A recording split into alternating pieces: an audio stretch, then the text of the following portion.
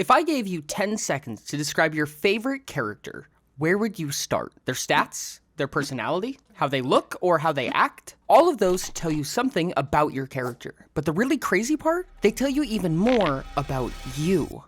Most of us don't realize it, but the way that we connect with our characters is deeply personal. Some of us build our characters as idealized versions of ourselves, some as reflections of our struggles. Others, we create someone we wish we could be. But there's a reason why some characters just click, and others feel like they never fully come to life. It's not about writing the perfect backstory or picking the best stats, it's about how we attach ourselves to them. And that's where this system comes in. When you understand your connection to your character, you don't just roleplay better, you feel more invested, more immersed, and more like you're actually there. So today, we're breaking down the core archetypes of player-character connection, how they work, why they matter, and how they can completely change the way you play. Why do certain characters feel effortless to roleplay while others feel hollow? Why do some people create self-inserts while others feel more comfortable playing someone completely opposite to themselves? This all comes down to archetypes. A specific set of archetypes derived from something we've been calling the compass. These archetypes are designed to help you understand why you connect with your characters the way you do. And once you figure that out, you'll not only create better characters, you'll make them feel real to you in a way that you never have before. So let's break it down. By the way, I'm going to be using Utopia TTRPG as a strong example for the rest of this video because it was designed with the compass in mind. If you've never played Utopia TTRPG before, well, actually, that's completely fine. If you're interested in the game, I'll tell you more about it later. The only thing you'll need to do is subscribe. The algorithm gods are starving. Please feed them. They're washing. Okay, anyways. A compass archetype is broken into two main parts, endos and exos. There are three types of each. Endos are the driving force of a character or a person. The raw desires, aspirations, and needs are going to come from these. The three options go like this. Tempest, or reds, are impulsive, bullheaded, and determined, usually the ones who seem to have no idea what the term consequence means and would be the first one to drive their face directly through a brick wall. I'm not sure what's scarier, the fact that they tried or the fact that it worked. A red will generally be combative and or competitive. Up next is the trickster, also known as greens. Greens tend to find satisfaction in the eyes of others. They feel satisfied and accomplished through the attention of another. They're often good with people, perhaps have that I'm not sure why, but I really enjoy this person's company type vibe. At their worst, they may struggle to see through other people's eyes, but dang do they sparkle. Apathetic at worst, intuitive at best, a very social endo. And our final endo is the scholar, or the yellow. The community has officially coined these as lelos, and I often struggle to correctly say yellow now. Yellows may give the shy at first, yapper once you get to know them vibes. These are basically your IRL support builds, consider it sometimes to even a fault. This may also come with some gullibility, curious but observant. Oh, and of course, they seem to struggle the most with self-esteem. You know that person that denies every compliment and convinces themselves that they have zero good qualities minus maybe a few here and there? Stop it, you're beautiful and perfect and also probably a yellow. Perfect! That's our endos sorted out. Let's move on to the exos. Exos are what make up somebody's filter, in a sense. Stimulus, information, experience, everything is going to have to flow through this exo first. In or out, this is basically what shade your sunglasses are. Just like before, these are each titled by both a name and a color. Starting off, the aristocrat, or blue. These people are awesome to hang out with, genuine, considerate, all the good stuff. However, this also includes our sad boys. Blues are approachable but melancholy, might find some dark humor but good stories from these types. Practitioners, or purples, are your organized, scheduled spreadsheet lovers. A purple is your friend who, when you told them you were stressed, made you a color-coded spreadsheet of all your tasks you need to accomplish. Practical but judgmental. They're usually the ones who are like bombastic side-eye, followed by I'm literally just right, and it especially stings because they definitely are right more often than you want them to be. And finally, we have constructs, or oranges. Calculated but stubborn folks, often quite persistent and difficult to influence if they're facing the other way. Analytical but complacent.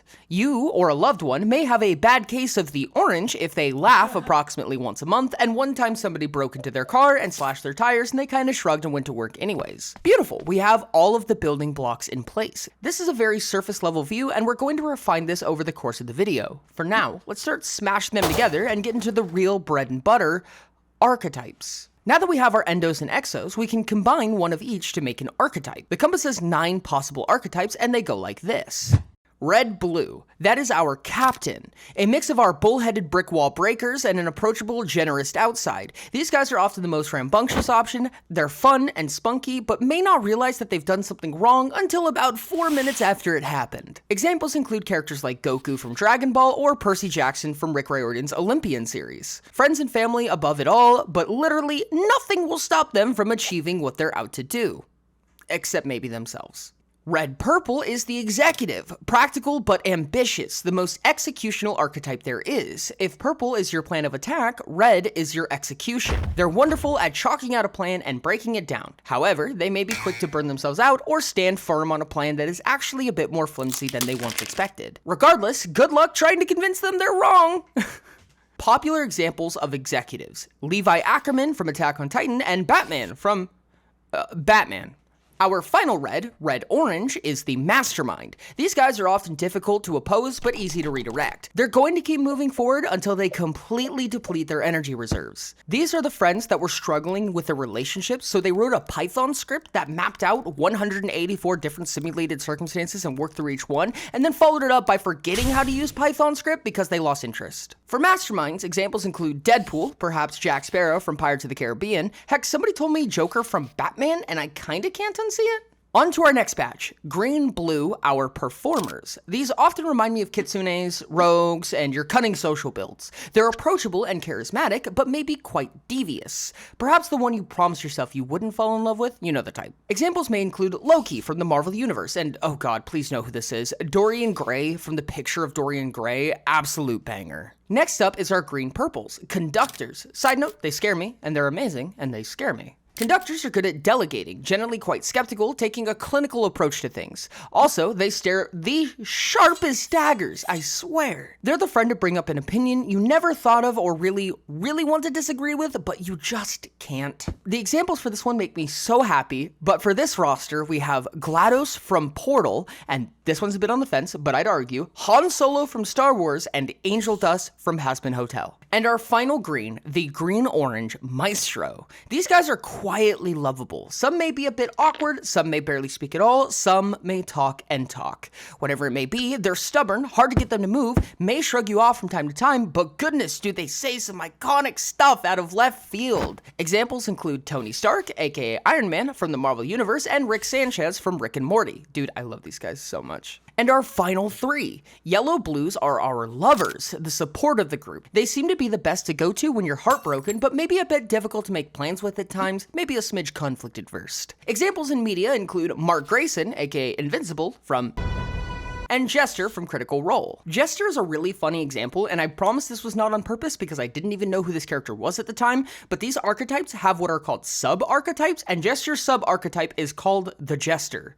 Funny meme. Yellow purples are up next. These are our Inquisitors. I'd call these your quote-unquote anxious bean types that secretly come up with the best methods to tackle virtually any problem. They make amazing backbones for teams, but seem painfully self-critical. Inquisitors include your Robins and Nightwings from the various Batman media, and R2-D2 from Star Wars franchise, and Sasuke from Naruto. This is my official petition that R2-D2 should get his own spin-off series. And last but not least, Yellow-Orange, the Genius. These guys are so painfully capable at times, ready to help, good at listening, but likely not too quick to talk themselves. These are the folk who you'll ask to push your entire house 1 inch to the left as a joke, and like a week later you come back and it turns out they actually did it. Often they also seem to infuriatingly refute that they're actually capable in the things that they excel at. Examples include Jarvis from the Iron Man stories and Alan Turing from the Imitation Games. It should be stated that Alan Turing, of course, was also a real guy, the one who essentially invented the computer, though I've never met him, so I can't fully confirm.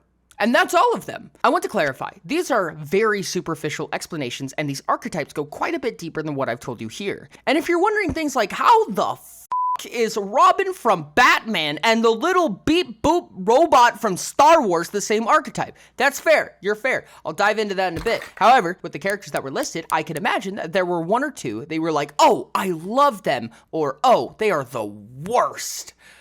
Let's talk about that. Okay, before we get too far, I need to preface something. This is not astrology, this is not the Enneagram, this is not the Myers-Briggs test. I'm not trying to tell you your future, nor stuff you inside a tiny little box. Unlike most psychology-based testing and surveying, this is a qualitative format, not quantitative. Simply put, something that is quantitative is going to be very cut and dry. This is what you need for a diagnosis. An example of quantitative information is your age and your height. There's not really much arguing, there's hard numbers that can be measured to back this up. Your opinion, on the other hand, and how you express your feelings and how angry I get when I try to take the plastic wrap off the top of a little snack pack and almost tear it off in one perfect sheet, but then the corner breaks off, that's qualitative. And just like my hypothetical snack pack, the compass is qualitative. It's not based on hard measurements, and it's not a diagnosis. There is math and there are numbers included, and personally that's my favorite part, though I'm not attaching those numbers to you specifically. That's your job. Although, in my personal experience, what this has given me is a better way to communicate with others, with characters, and to develop organic relationships with my characters. These compass models produce motivation and perspectives that I don't normally see. If I was hypothetically a blue exo, aka living in the vibes, caring and considerate about those around me, deeply invested in my family ties, it would be difficult for me to make sense of an orange. An orange may see more of a numbers game. Let's give you an example. You know the trolley dilemma, right? In case you don't, it goes as follows. There are 5 people tied to a trolley track, and the trolley is barreling down, ready to run over all 5 of them. On a separate set of tracks, there is 1 person tied. There's a lever in front of you that would change the tracks so that the trolley would take the lower rail. If you choose to pull the lever, it will kill the 1 person, whereas no action at all will allow the trolley to run over the initial 5. For the purples and spunky oranges in the audience, no, you cannot stop the trolley. It does ensue certain and inarguable death. Time is hypothetically frozen until you make a decision for the sake of this question, and nobody is allowed to swap positions with the people tied to the tracks. Now, that's the standard trolley dilemma. Take it as you will. Instead, I'm going to modify it ever so slightly. Instead of 1 random person on those lower tracks, it's 1 person selected randomly amongst people that you know personally. It's not necessarily somebody that you innately care about, but it definitely could be. It's completely up to random chance who's down there. All you know is that you know them, and you won't know who it is until the decision is made. Now the question is, how many people need to be on that upper track for you to pull that lever? Essentially, what's the minimum quantity of strangers you'd sacrifice before you'd cut your losses and barrel a trolley over a random interpersonal relation? I'll give you a little bit of time to decide. Answer how you wish. More often than not, an orange, or somebody with the habits of an orange, will choose the numbers game route. Perhaps 4 people, 10 people, maybe 20 people for the sake of personal interest. These answers are generally grounded, maybe single or double-digit numbers. Blue answers often take the nothing above family approach, something in the hundreds, millions, or there's no maximum, I'll never pull that lever. Neither of these approaches are wrong, it's just how we are as people. And if I can walk up to you, slap a color code on you, and now we know our differences right off the bat, it's going to be a lot easier to communicate. Suddenly, those little pitfalls I would once trip over are easy to see, and I know that you might not see the world like I do. And honestly, that's like the best part, right? For the sake of posterity, purples often try to search for a quote-unquote third option. Basically try to build out the scenario more and more by asking more and more questions until there's a presumed flaw in the system that they can leverage. None of these are dead set. Saying 4 doesn't immediately make you orange. It's just a drop in a very large bucket. But inside this bucket is us, our characters, our friends, this trolley barreling down at us, and this alleged game system I mentioned at the beginning of this video. Oh yeah, what about that? Now, if you were to make a character, whether it be for a video game, a tabletop RPG, a personal OC, world building, what have you, it's very easy to build a foil of yourself. We can only see through our own eyes. Stepping outside of ourselves can be quite uncomfortable and difficult at best. However, if we were to just roll a 9-sided die and pick a random archetype, there's a little more leverage off that, right? I rolled Conductor. Okay, so what do I do now? A green endo, the trickster, likely going to be involved in social situations semi-often, at least if this character has a choice in the matter. These don't always have to be good interactions, just social in nature. Perhaps they're rather persuasive in the way that they act. Tricksters are intuitive but apathetic. A purple exo, the practitioner, perhaps they have a strong sense of time and schedule, like things to be in their perfect spot, quote-unquote. I think that they would often delegate things around them to some capacity. They want people to be in their optimal positions to succeed. However, this may come off pushy sometimes, even if there's good intentions there. Practitioners are practical but judgmental. I think that this character's strength would be in their insight, but their weakness would be in their need to facilitate things that aren't always theirs. Am I a conductor? Absolutely not. Not even close. However, with this roadmap in mind, I can see through this character's eyes. They're kind of like rose-tinted glasses, except one lens is green and the other one is a deep shade of violet. And if I did have a character that matched my archetype, maybe I could learn something about myself. Goodness, if only there was a system where all of these abilities were color-coded specifically for this reason. A system where my playstyle could be roughly estimated based on what my archetype is, and I could build from there. Oh, what's that? Oh, it seems a little dusty. Hold on. I wonder how that got there. Okay, jig is up. Yes, Utopia is a game where all the talents that you collect throughout your adventure are color matched to the compass model. And it's for exactly what it sounds like. If you think you're a conductor, it's my personal recommendation that you take talents from the green tactics tree and the purple prowess tree. If you were a genius, I'd personally recommend the orange innovation and the yellow magecraft tree. When your character is sent through some kind of moral dilemma that you've never seen in the real world, mostly because Goknar the Demon King doesn't exist in your state, you may learn something. The way we attach ourselves to these silly little hypothetical creatures can be really meaningful. When we do things in the real world, we impact real world stuff, and sometimes that stuff is bad, and that can really suck. Those lessons are meaningful and powerful, but sometimes we don't need all that power up front. Sometimes it's nice to throw a little simulation in your kitchen table with a few of your coworkers. If you're a red-blue captain archetype, maybe you'd enjoy playing a performer. What could that mean? Maybe you're not sure of your archetype, but you love the red warfare talent tree. Maybe that'll help sniff out your archetype a bit. Like I've said before, this is your journey to discover. Ask yourself, ask your friends, or join the Discord and ask me. No, I'm dead serious. You totally can. As of writing this, I stream 6 days a week, and the beginning of each stream starts with a just chatting session just to answer questions like these. The compass model goes much further than what I've presented here. There's sub-archetypes, different types of pressure that each archetype exerts, and different types of pressure that each archetype deals better and worse with. Compatibility charts, perspective, leans, heck, there's even things that I don't fully understand yet. But I can't fit all of that in one video, so I'll give you a few options. First option, you can go into the comments and ask me what you want to see more about. Are you interested in the different types of pressure that archetypes exert? Perhaps compatibility, or maybe regression maps and how each archetype matures over time. Second option, you can join the Discord with the link in the description, drop a ping to @Oridote and say, dude, what does that even mean? Can I be a yellow, green, and white, and blue sound so hot? Or something like that, or whatever floats your boat, man, I don't judge. Third option, join in on twitch.tv/Oridon't and ask me directly. I have a whiteboard and Photoshop that I like to draw little diagrams on, and there's a few people in chat who would kill for you to give an excuse to talk about this. Up to you, whichever one you decide. The compass is a model that I and some others have been developing for quite a while now. It's not meant to be a psychological research paper. It's not a clinical study. It's just a little narrative tool that sometimes makes it easier to understand my friends. I can't tell you the number of times I've been staring across a coffee cup, looking at a stranger going, I wonder what your compass archetype is. It's honestly way too much fun. If it's helpful to you, that's amazing. If you can build better characters because of it, even better. If it's a fun little coloring book in your brain, that's totally fine. Use it as you please. And you remember that game I was talking about earlier, Utopia TTRPG? Well, you can actually click the button on the left side if you want to learn how to play in 30 minutes or less. It's the game with all of the color-coded talents. It's a tabletop RPG, kind of like D&D or Pathfinder, but inexplicably better in every way. I am not biased. You can't disagree with me until you play it. No arguments, no buts.